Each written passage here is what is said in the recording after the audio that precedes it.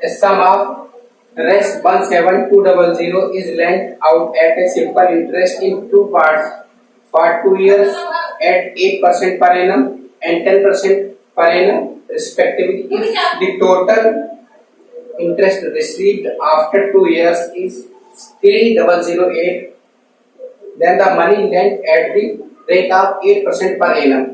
8% per annum rate of interest से money दिया गया है, वो आपको बताना है कितना दिया गया है। ठीक है, तो इसको दो तरीके से कर सकते हैं। कैसे करेंगे? अगर 8% पर एनम के हिसाब 8% पर एनम के हिसाब से अगर दिया गया है तो 2 ईयर में कितना हो जाएगा? 16%। एलिगेशन मेथड से कर लीजिए आप, एलिगेशन मेथड से कर लीजिए। या फिर दूसरा मेथड ये है कि सपोज करो हमने टोटल जो मनी है 16% पर 8% पर एनम से ही दे दिया, 8% पर एनम से दे दिया, यानी 2 ईयर में कितना हो जाएगा? 16%। अगर 16% हो जाएगा तो टोटल अमाउंट जो हमारा प्रिंसिपल दे रखा है कितना दे रखा है? 17200 प्रिंसिपल हमारा दे रखा है, तो उस पे हमें रेट ऑफ इंटरेस्ट कितना मिलेगा? 16%। 8% पर एनम के अकॉर्डिंग हमारी रेट ऑफ इंटरेस्ट कितनी है? 8% पर एनम। ठीक है, तो 2 ईयर टाइम अगर हमारा 2 ईयर है तो कितना हो जाएगा हमारा इंटरेस्ट? 16% हो जाएगा। हम सपोज कर लेते हैं 8% पर एनम के अकॉर्डिंग पूरा का पूरा प्रिंसिपल हमें दे दिया गया है। ठीक है, इसी को हमने दे दिया। अगर 8% per annum rate of interest दे दिया तो 2 ईयर में 16% हो जाएगा, तो 16% इसका कितना हो जाएगा? निकाल लीजिए आप। 32 ये कितना हो जाएगा? 3 हो जाएगा, और ये कितना हो जाएगा? 112 हो जाएगा, 115 हो जाएगा। ठीक है, 11 हो जाएगा, और आपका ये हो जाएगा 2752 हो जाएगा। कितना हो जाएगा? 2752। अगर हमने 8% पर एनम के अकॉर्डिंग अगर दिया होता, रेट ऑफ इंटरेस्ट से दिया होता टोटल अमाउंट, तो हमको 2752 यानी 2752 रुपीज का इंटरेस्ट मिलता।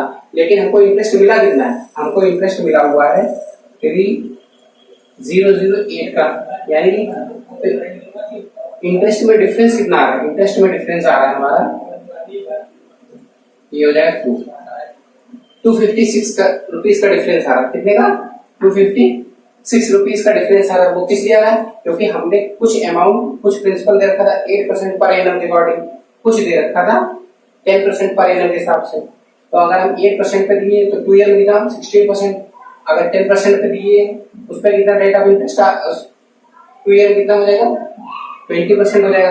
तो ये जो 4% का डिफरेंस आ रहा है, इस 4% की वैल्यू हमको दे रखी है, यानी 10% पर एनम के अकॉर्डिंग हमने प्रिंसिपल दे रखा है, जो ये 4% का डिफरेंस आ रहा है, ये 4% की वैल्यू आपको दे रखी है। तो 4% की वैल्यू करेंगे तो 1% की वैल्यू क्या हो जाएगी? 6 और ये 4। तो 100% की वैल्यू क्या हो जाएगी?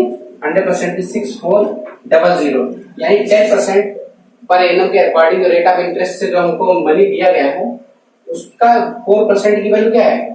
उसके 4% की वैल्यू कितनी है? 64 है। तो 4% की वैल्यू कितनी है? 256 है।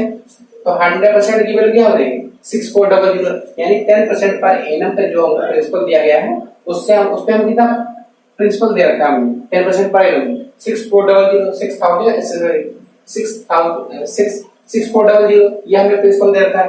हमने टोटल अगर 10% पर एनम पे 6400 प्रिंसिपल दे रखा है, टोटल प्रिंसिपल हमारे पास कितना है? 17200। तो यानी 8% पर एनम पे हमें कितना अमाउंट दिया होगा?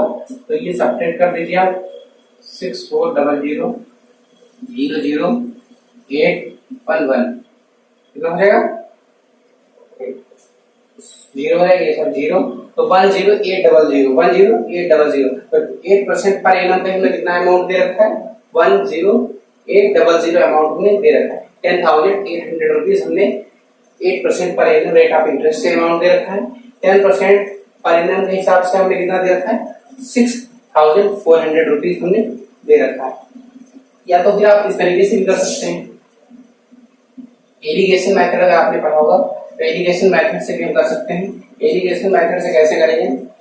अगर हमको 8% पर एनम से दे रखा है तो 2 ईयर कितना हो जाएगा? 16% हो जाएगा। 10% पर एनम से दे रखा है तो 2 ईयर कितना हो जाएगा? 20% हो जाएगा। टोटल हमको इंटरेस्ट मिला कितना? टोटल इंटरेस्ट मिला 3008 रुपीज। हमारे पास प्रिंसिपल कितना है? 17200 into 100। हम देख ले रहे हैं कि ओवरऑल कितना इंटरेस्ट हमें रेट ऑफ इंटरेस्ट हमको मिला है।